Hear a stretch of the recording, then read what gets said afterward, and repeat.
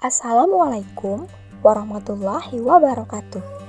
Perkenalkan, kami dari tim 7 pada mata kuliah perilaku organisasi. Kali ini, kami akan membahas kasus dari materi ke-7, yaitu budaya organisasi. Di sini kami mengangkat budaya organisasi pada PT Unilever Indonesia. Sebelumnya, perkenalkan dulu ya. Yang pertama saya sendiri, Risma Hapsari. Yang kedua, ada Aurel Ananda. Yang ketiga, ada Muhammad Rudini. Dan yang terakhir, ada Ahmad Nur Hafiz.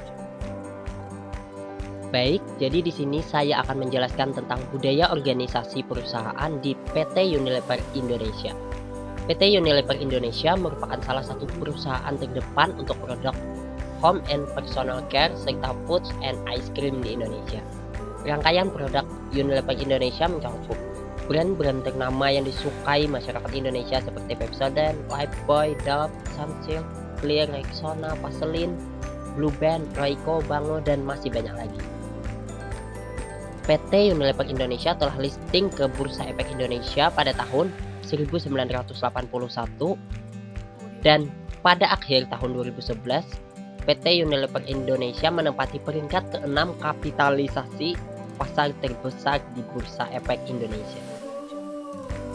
PT Unilever Indonesia memiliki dua anak perusahaan, yaitu PT Anugerah Lever dan PT Teknopia Lever. Bagi PT Unilever Indonesia, sumber daya manusia sangat penting karena masyarakat menjadi pusat dari seluruh aktivitas perseroan. PT Unilever memiliki prioritas kepada mereka dalam mengembangkan profesionalisme, keseimbangan hidup, dan kemampuan mereka dalam berkontribusi pada perusahaan. PT Unilever Indonesia memiliki 6 pabrik di kawasan industri Jababeka, Cikarang, Bekasi, dan 2 pabrik di kawasan industri Rungkut, Surabaya, Jawa Timur, dengan kantor pusat di Jakarta. Sebagai perusahaan yang mempunyai tanggung jawab sosial, PT Unilever Indonesia menjalankan program CSR atau Corporate Social Responsibility yang luas. PT Unilever juga mempunyai 4 pilar di mana berisikan lingkungan, nutrisi, higienis, dan pertanian berkelanjutan. Keempat pilar tersebut menggambarkan visi ke arah masa depan yang lebih baik, yaitu Unilever bekerja untuk membangun masa depan yang lebih baik setiap hari. Unilever membantu orang agar merasa lebih pede dengan menggunakan produk yang mempunyai brand-brand terbaik. Unilever menjadi sumber inspirasi orang-orang untuk melakukan hal kecil yang bermanfaat. Unilever akan mengembangi cara baru untuk membesarkan perusahaan menjadi 2 kali lipat sambil mengurangi dampak lingkungan.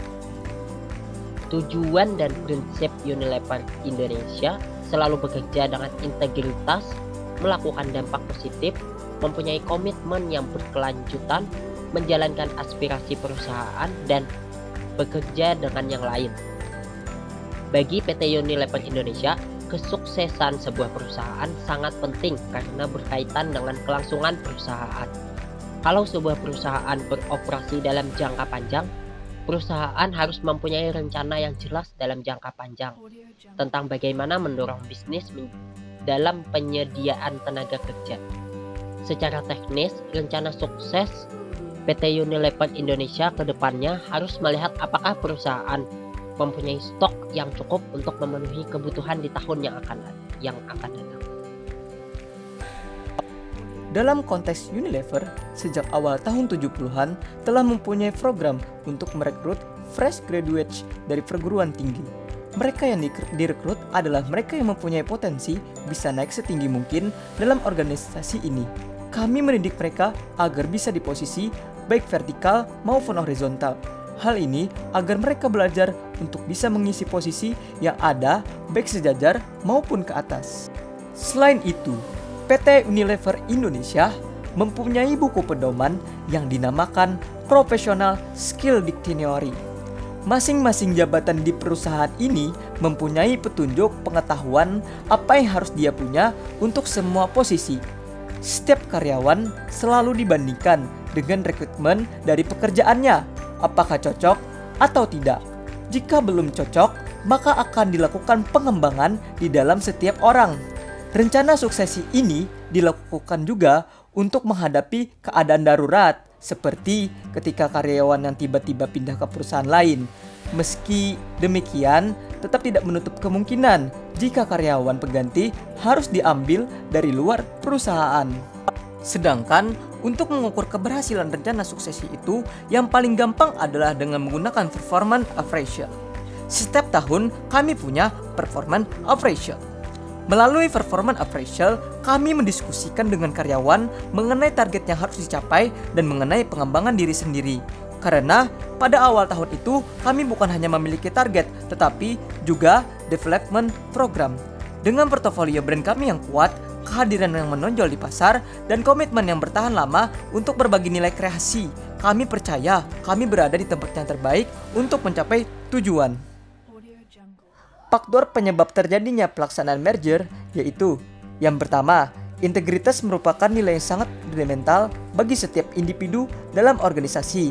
Tanpa adanya integritas pada diri seseorang, maka sulit bagi seseorang untuk disiplin, bertanggung jawab atas tugas yang diberikan kepadanya, yang pada akhirnya berakibat kepada tidak terwujudnya profesionalisme dan tidak tercapainya produktivitas, serta tidak tercapainya tujuan organisasi. Yang kedua, dari strategi bisnis secara otomatis akan memperluas pasar dan perusahaan mempunyai kemampuan yang sangat kuat dalam pengolahan dan pemasaran. Yang ketiga, bahwa perusahaan tersebut pasti memiliki kesamaan budaya organisasi, sehingga secara intensitasnya akan mampu membentuk perusahaan yang besar. Yang keempat, merger adalah strategi yang tepat dan akan menghasilkan sinergi dan manfaat yang mendasarkan dalam sumber bahan baku, produksi, logistik, dan perdagangan untuk perusahaan merger.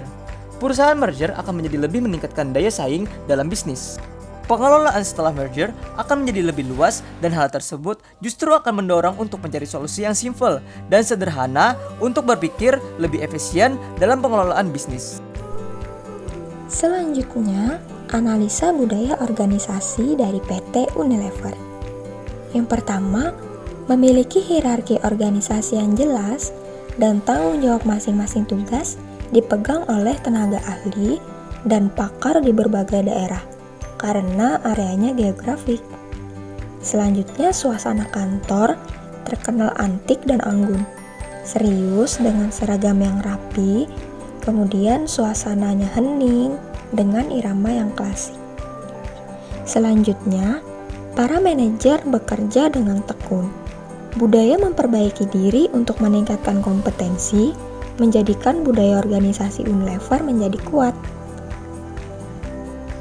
Lalu, rapat tersusun formal, rapi, bersih, dan anggun, menciptakan suasana kerja yang akan mendorong kinerja karyawan menjadi lebih baik. Selanjutnya, suasana rapat jarang terjadi konfrontasi langsung, namun digunakan sebagai sarana pemberitahuan atas berbagai keputusan dan berbagai informasi pula. Selanjutnya, budaya menciptakan produk yang berkualitas adalah hal yang utama agar suatu organisasi dapat bersaing dan unggul dalam persaingan global. Total Quality Control merupakan suatu pendekatan baru bagaimana menghadapi masalah kualitas, bagaimana mengendalikan kualitas, dan bagaimana memperbaiki kualitas secara terus-menerus. Dan yang terakhir, pengetahuan merupakan salah satu aset yang paling utama dalam suatu organisasi. Tanpa pengetahuan, maka suatu organisasi akan kehilangan kemampuan untuk berkompetisi. Sampai saat ini, upaya adaptasi dari PT Unilever Indonesia yaitu dengan menggunakan pendekatan manajemen budaya organisasi. Membangun budaya yang sangat kuat tentulah bukan pekerjaan yang mudah. Banyak biaya, tenaga, energi, dan kreativitas yang mesti dicurahkan untuk mencapai image, reputasi, dan budaya organisasi yang diinginkan. Salah satu cara untuk membangun budaya yang dapat diterima di lingkungan pekerjaan terlebih dahulu harus dilakukan pengenalan kepada masyarakat, sehingga karyawan yang masuk dalam PT Unilever sedikit banyak mereka telah menyiapkan diri untuk bergabung dengan budaya yang diterapkan. Dengan harapan, perusahaan membangun budaya organisasi lebih dini, sehingga bisa lebih fokus pada peningkatan performa, distribusi, dan target dari perusahaan. Namun, nampaknya keberhasilan Unilever dalam meningkatkan performa budaya organisasi memberikan kontribusi positif bagi Unilever. Hal ini menjadi alasan bagi Unilever untuk lebih diminati produknya oleh konsumen. Pemilihan produk yang inovatif dilakukan untuk menyesuaikan dengan gaya hidup dan budaya masyarakat di daerah tersebut. Ada salah satu jenis pendekatan, yaitu pluralisme budaya, merupakan sebuah alternatif dalam kaitannya dengan relasi sosial di antara kelompok etnis dan kebudayaan. Pendekatan ini dapat dijadikan sebagai strategi pemecahan konflik maupun membangun model kedamaian sosial di lingkungan dan organisasi.